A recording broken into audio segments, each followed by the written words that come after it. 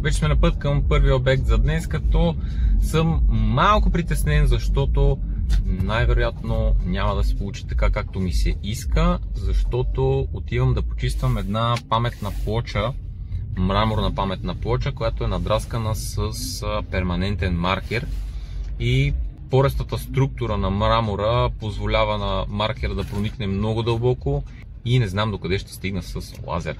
Предстои да разберем. Кой какво си иска, това си прави. Почистваме паметната плоча. Да, не си правим каквото си иска.